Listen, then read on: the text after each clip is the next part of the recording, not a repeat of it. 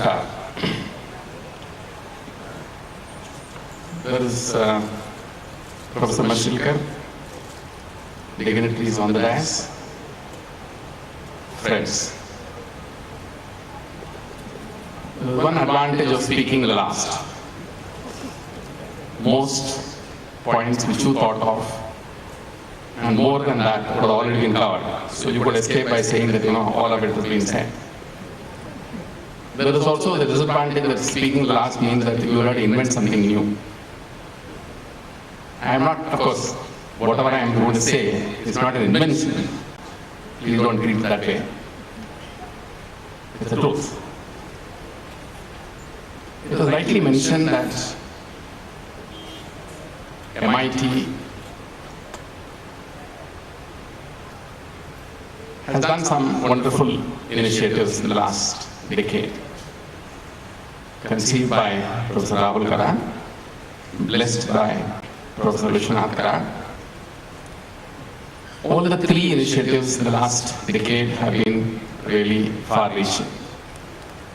The School of Government first, then the Bharatiya Charter Sansad, and finally the Civil Services Training Institution.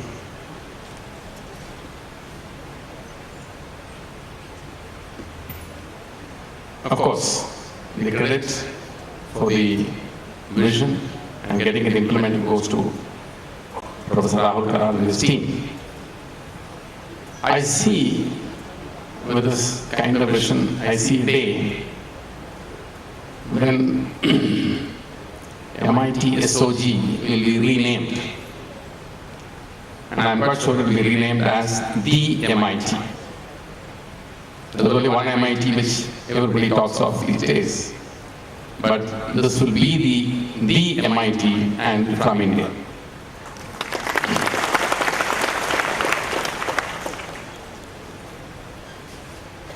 To those who have been selected for the civil service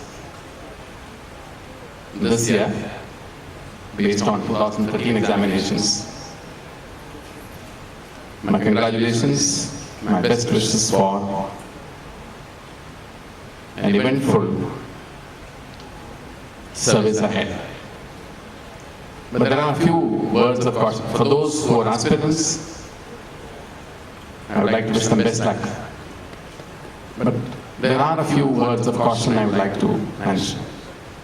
Very rightly, Mr. Mishra said this is a service. As long as you treat it as a service, you will be successful. The day you start counting the money, you are gone.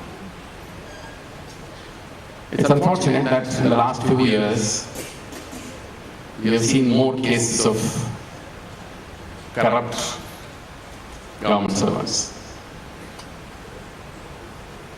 In a way, I am happy.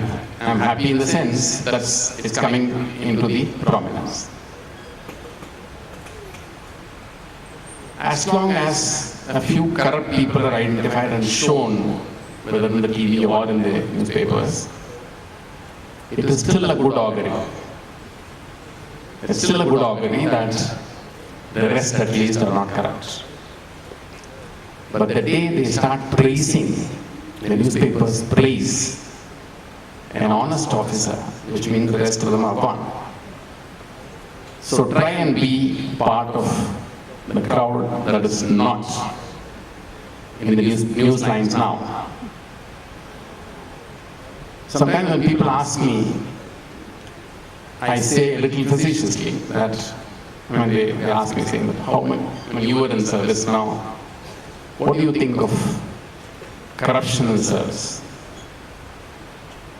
And I keep telling them, maybe a little incorrect, but this is my take on this. 10% of people are what can I call to be hopelessly honest. And at the other extreme, there are 10% of people who are fearlessly corrupt. And there is this majority, 80%. I call them as the eternally cowardly people. They would like to join the rank of the honest. They hesitate. They are cowardly enough not to join the fearlessly corrupt category. But in the process, they lose their identity. Today, if there is an overwhelming idea of a government servant, is because the newspapers carry a lot of stories about corrupt officers, there is a feeling that many are not clean, which I don't think is correct. Dr. Mashelkar mentioned how very innovative civil servants have worked in the field, have been recognized, not all of them, some get recognized. Incidentally, I always remember the Civil Service Day, the day on which people get their awards, for the simple reason. The simple reason is that's my birthday. But I make a point to see what their achievements are, and really creates a feeling of wellness about the service. There are people who still are trying ways and means by which the system can be improved. Compared to my days, in the current dispensation, at the present moment, those who enter service are far more educated, much better educated, more technology savvy.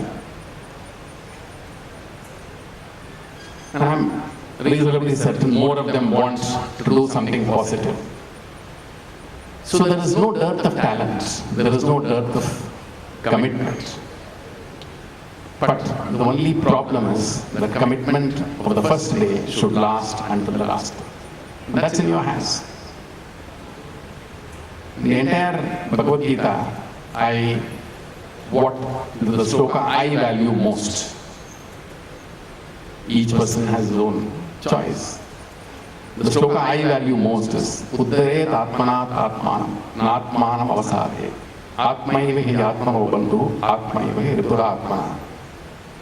Raise yourself with your own efforts.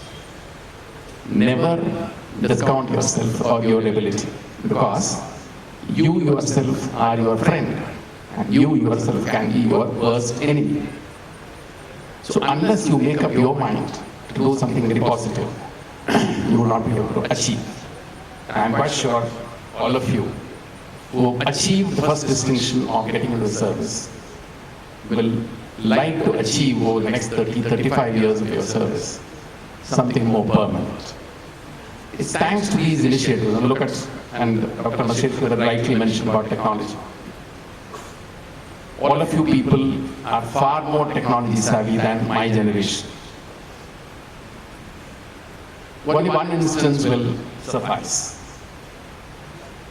After the introduction of computerized reservation in railways, that's one of the major technology projects which was taken in this country.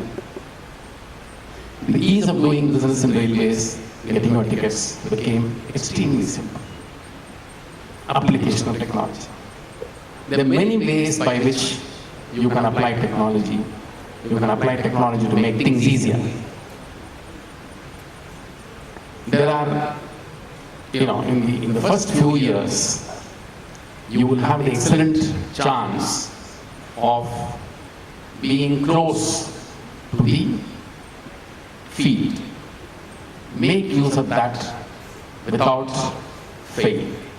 The more you will go into the public, the more you will learn what is happening at the ground level, the better it will be. Because then only you will be able to understand and realize the difficulties which people face, and therefore with your technological savviness, you can design things to make things easier. Take one example, one simple thing which has been done in the recent past. attestation has been done away with. Self-attestation will do. Why? Before the technology was available, you make a copy, handwritten copy of a document. Then it required somebody to attest it, saying that this is, compare the original and the copy and certify that this is a true copy. No longer necessary. Because now you use a Xerox machine to get a copy. There is a need excepting to say that you certify yourself. The innumerable examples can be given as to how things can be made simple. And the amount of trouble which a person at the field level has to undertake in order to get simple things. You can find solutions. Along with that, I make only one suggestion more. That is, yes, you would like your name to be important, brought up as innovator XYZ. But that doesn't mean that an innovation done by your predecessor should be abandoned. I have seen this happen very often. You know, there's a famous saying that after me the deluge. Nobody before me did anything good. Nobody after me will do anything good. I alone can do something.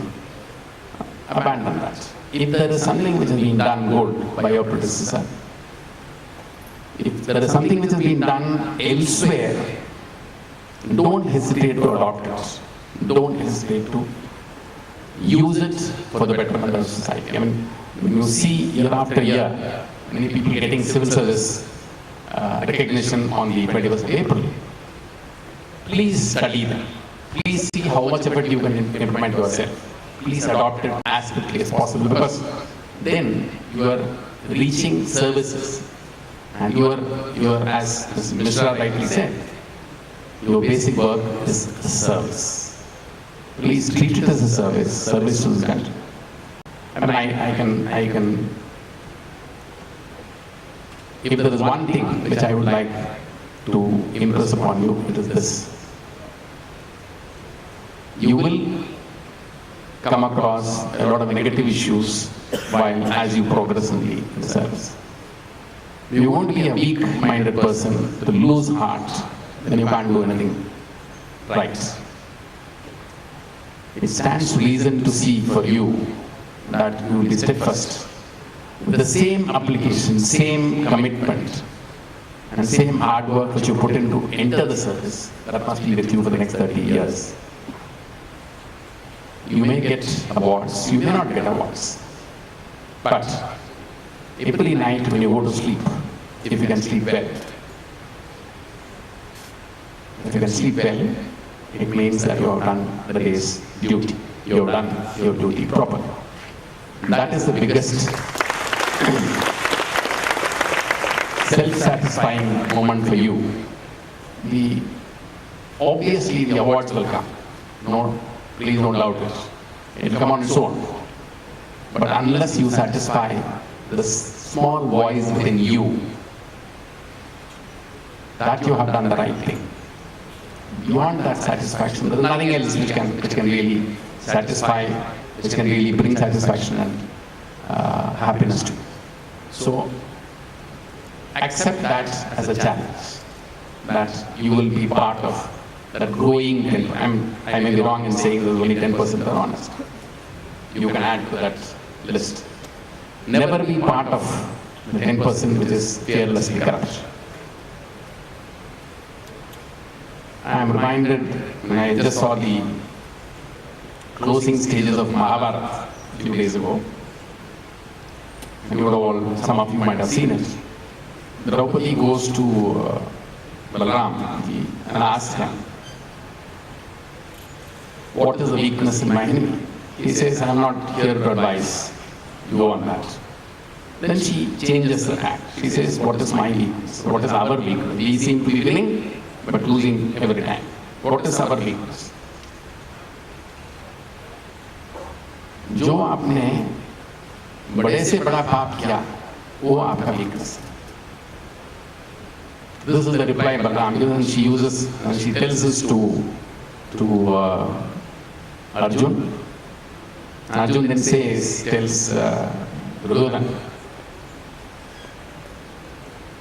that you asked the wife of 5 people, your brother's wife, to come and sit on your lap is your biggest sin.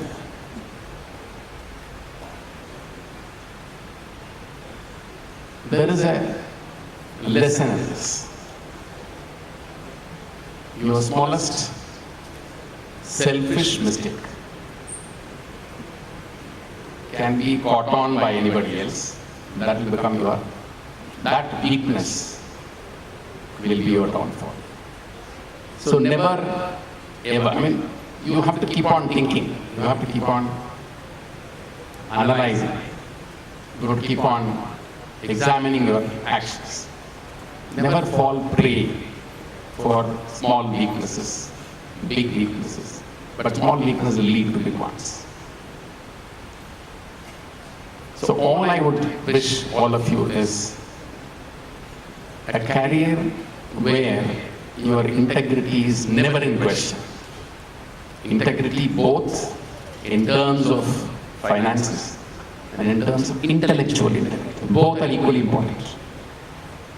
Intellectual integrity, when you see something wrong being done, you look the other way, you lack intellectual integrity. Never compromise. As Mr. Mishra said, you may suffer, you have to pay a price. All of us pay a price at some point of time for some steps which you have taken. But that's part of it. One advantage all of you have, unlike the private sector. You can't be easily dismissed from service. You can be harassed. You can be transferred. But there's a small price to pay for upholding your values, upholding your integrity, and not compromising on that. I'm quite sure that all of you will do very well in your service, but basically stand on your integrity and stand both on intellectual and financial integrity. That's the expectation.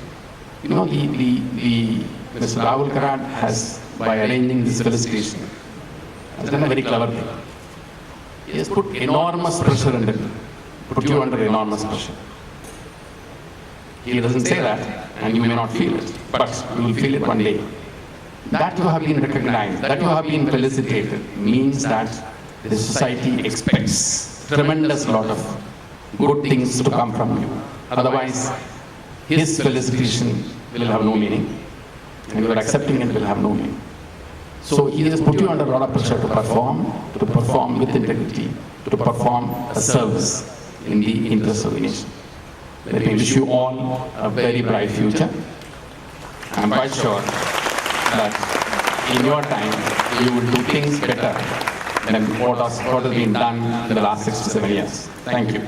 All the best and thank you.